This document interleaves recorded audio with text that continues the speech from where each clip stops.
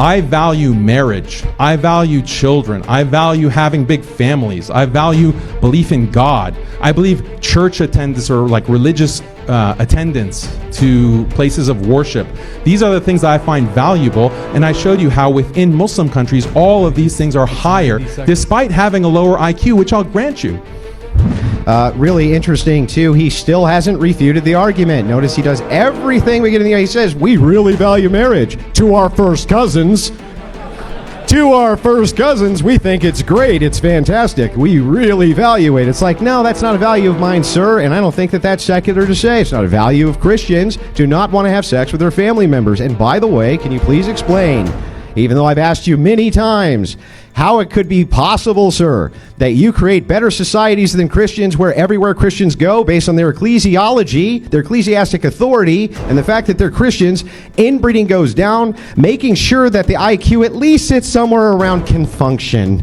Can you please, for the love of all that is good, I don't even care if you Google it at this point, just contend with the argument. How are you making a better society with inbreeding and your Muslim values, which over 1,400 years have produced the dumbest societies on planet Earth? The entire argument is on the basis of IQ. You haven't said, you just say, marrying your cousin, effing your cousin, that is degenerate. On the basis of what? It's not on the basis of your Bible. It's just a degree. Yeah, laugh it up.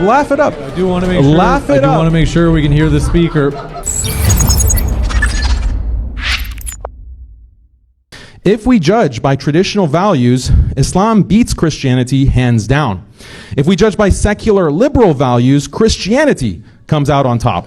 The reason for this is that Christianity, since the Enlightenment, has been reformed and adopted liberal values while eroding traditional ones. This is because Christianity is more open to evolving in a way that Islam isn't. My opponent, Andrew Wilson, claims to be a traditional Christian, but we'll see if he'll debate like a traditional Christian or like a blue-haired libtard.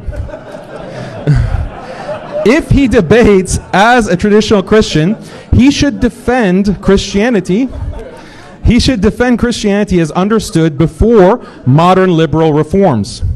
For example, even though he's Orthodox, I doubt he'll defend Byzantine Orthodox norms, such as theocratic monarchy, the monarch's authority to define church doctrine, slavery, book bans and speech restrictions, death penalties for blasphemy, apostasy, and pagan worship, restrictions and bans on loaning money with interest, minimum marriage age of 12, bans on divorce, mandatory veiling of women with unveiled women labeled as prostitutes, lashes for fornicators, punishing married adulterers by cutting off noses or sewing them into sacks and burning them alive, execution for homosexual acts, limits on Jews through bans on Jewish proselytizing and building new synagogues. If we look at a timeline of Christianity, for 1,700 years, Christianity upheld its pre-modern norms of slavery, female subordination, monarchy, punishments for blasphemy, executions for adultery. After the Enlightenment, Christians began reforming their religion to match secular values, and that liberalizing process continues today with the acceptance of homosexuality, LGBT rights, and modern feminism.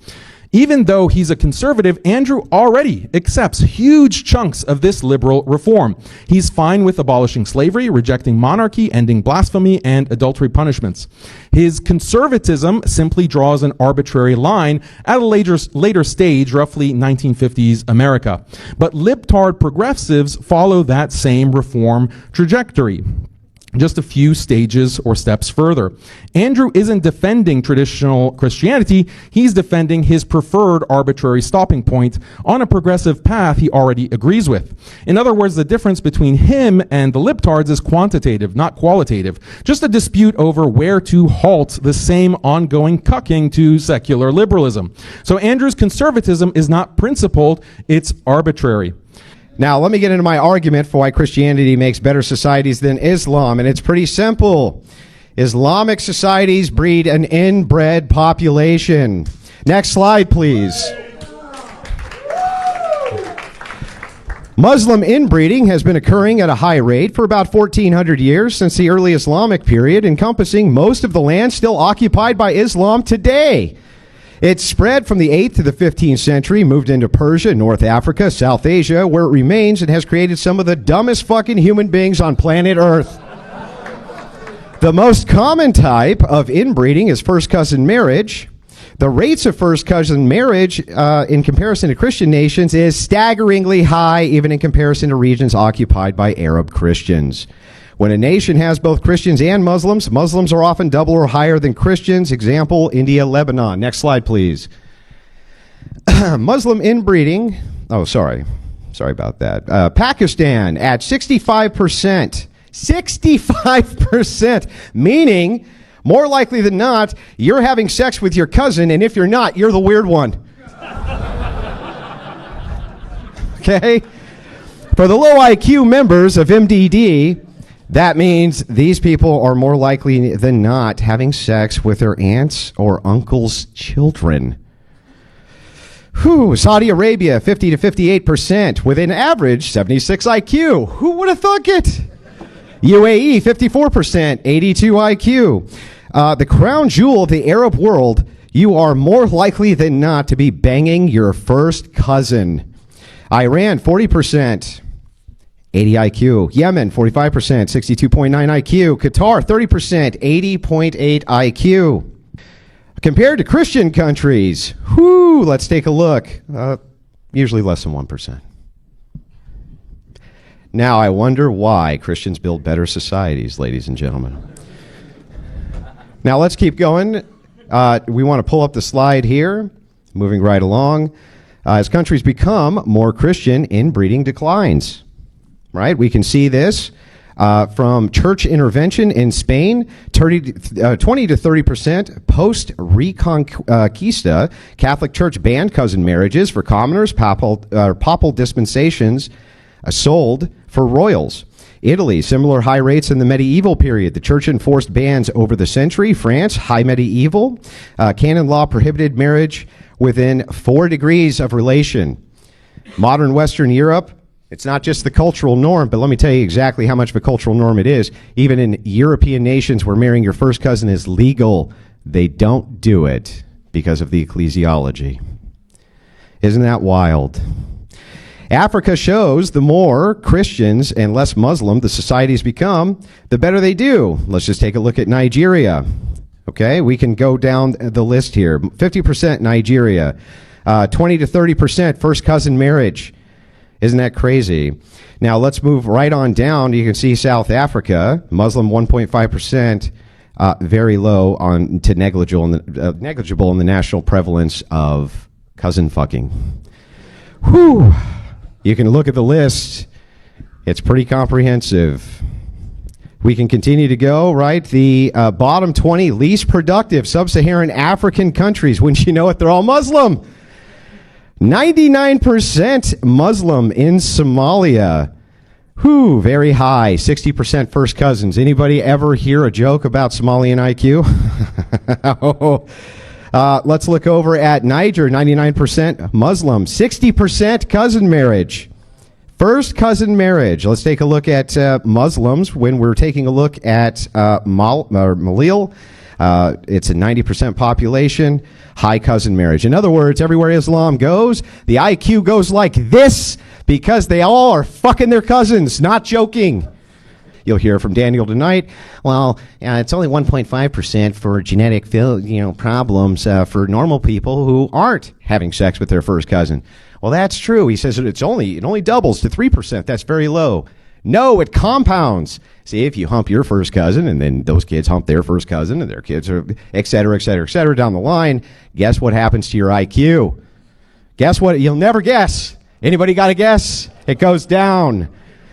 The negative consequences of a low IQ.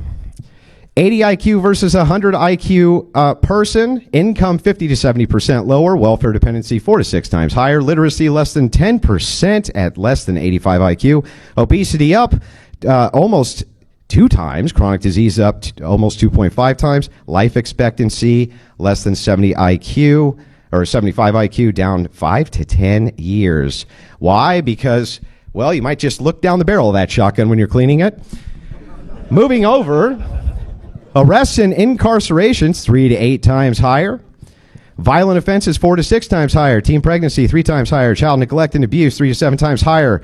Intergenerational poverty 4 to 6 times. Almost every study available shows that IQ entering the low 80s, Muslim countries, affects nearly every aspect of life in a negative way. Economic prospects, criminality, mental, physical health, happiness metrics, and both at the individual and societal level. In fact, study shows that when a country has a sub-90 IQ average, they find it difficult to have basic innovation, infrastructure, professional class, and other basic needs of a functional society. Is that sounding familiar yet? Now, here's the thing that's interesting. Modern societies don't require everyone to be a genius. Just look at me. But they do rely on a distribution of abilities, and you can see their roles below. 70 to 85, basic job, practical skills, routine labor. That's Islam. That's almost every Islamic nation, ladies and gentlemen, 70 to 85. Sometimes up to 2 standard deviations lower. Whew. 85 to 100 would be skilled labor administrative support, 100 to 115 professional middle management, 115 to 130 engineer, scientist, doctors, specialized roles, the things they desperately need that they get from us. 130 plus innovation, leadership, high level problem solving. Moving over, I just want to point this out on the last slide. Islam took an ethnic people that were at the heart of being the top of civilization, and through generations of Islam and inbreeding has turned them into the lowest IQ, some of the stupidest people on planet Earth. Literally. You think I'm being mean. I'm not. They're literally some of the stupidest people on planet Earth. Everywhere Islam goes, inbreeding increases and societies become worse. Where Christianity goes, inbreeding decreases, so societies do better in almost every material way. So it's clear here that my argument summarized, though this isn't its entirety, is that Islam creates huge societies with large swaths of people with IQs so collectively low, they would be considered developmentally challenged, borderline retarded here in the West. Not kidding. Due to this side effect, force doctrine becomes the order of the day. Because the technological difference in capabilities of each people group is so vastly different, think Apollo mission compared to Starship Enterprise, Islam must literally bank on the benevolence of Christians to not wipe them off the face of planet Earth. They are basically, the feminists of the East, totally reliant on the goodwill and benevolence of global Christianity, not to just not exterminate them. Okay? And take their resources, always appealing to the mightier force for their existence and the benevolence of that very people group who Daniel today is arguing doesn't make better societies, which is a laughable proposition. Even absent the degeneracy of a people group must be able to competently defend itself or bank on the benevolence of the people group, which can. And almost everybody is going to prefer the society that can. Imagine the irony here of arguing against the very Christians you find inadequate morally, yet bank on their moral benevolence to not wipe your low IQ fucking asses off the face of planet Earth.